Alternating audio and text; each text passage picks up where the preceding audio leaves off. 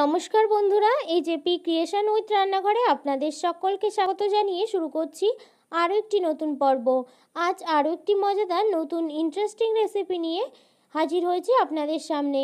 আজ আমি বানাবো চাল কুমড়োর একটা নতুন রেসিপি। এই চাল কুমড়োর রেসিপিটা কিন্তু গরম ভাতের সাথে দুর্দান্ত লাগে খেতে। চলুন তাহলে আর বেশি দেরি না করে রেসিপিটি শুরু করা যাক।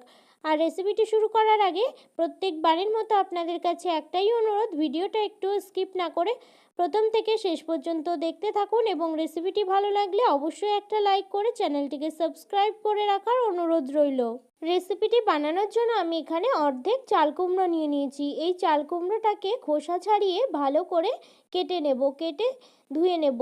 এই পর্যায়ে কিন্তু চাল কুমড়োটা আমার কেটে ধুয়ে নেওয়া হয়ে গেছে। আর একটা গ্রেটার নিয়েছি, গ্রেটারের সাহায্যে কিন্তু গ্রেট করে নেব। এই পর্যায়ে সমস্ত চাল কুমড়োগুলো কিন্তু আমার গ্রেটারের সাহায্যে গ্রেট করে নেওয়া হয়ে গেছে। গ্রেট করা চাল কুমড়ো থেকে জল ঝরিয়ে নেওয়ার জন্য আমি এখানে পরিষ্কার একটা সাদা কাপড় নিয়ে নিয়েছি।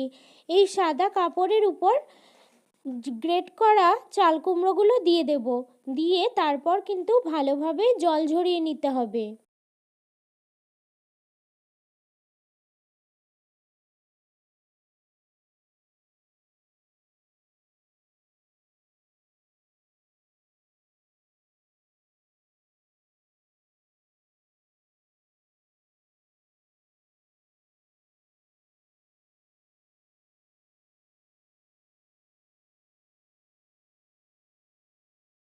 এই পর্যায়ে গ্রেট করা চাল কুমড়ো থেকে কিন্তু আমার জল ঝরিয়ে নেওয়া হয়ে গেছে। দেখুন বন্ধুরা কতটা জল বেরিয়েছে।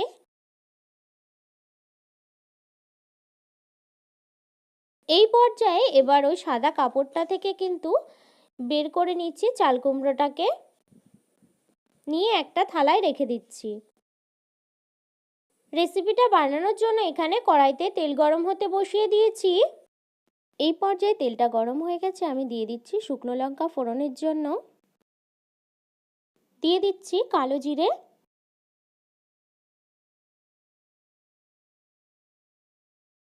তারপর গ্রেট করা চাল কুমড়োটা দিয়ে দিচ্ছি।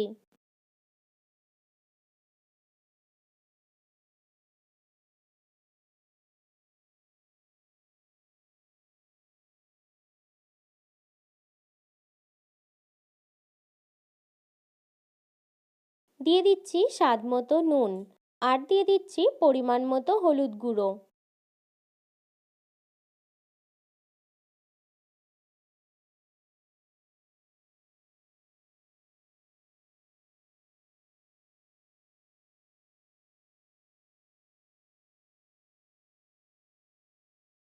তারপর দিয়ে দিচ্ছি কয়েকটা চেরা কাঁচা লঙ্কা, দিয়ে দিচ্ছি সামান্য একটু চিনি।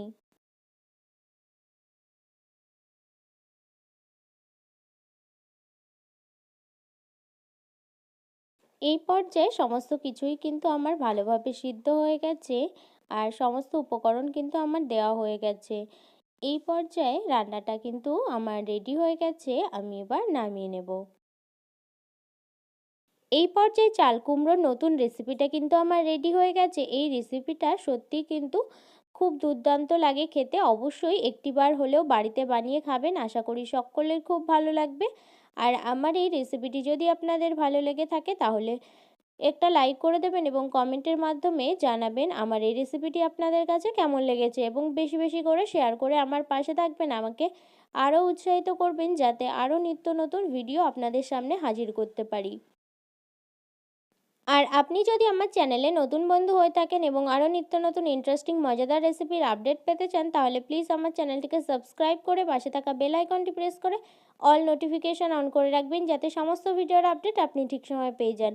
আজ এই রেসিপিটা এই পর্যন্তই। আরও একটি মজাদার নতুন কোনো ইন্টারেস্টিং রেসিপি নিয়ে আপনাদের সাথে দেখা হবে আরও একটি নতুন পর্বে। সবাই সুস্থ থাকবেন, ভালো থাকবেন এবং সাবধানে থাকবেন।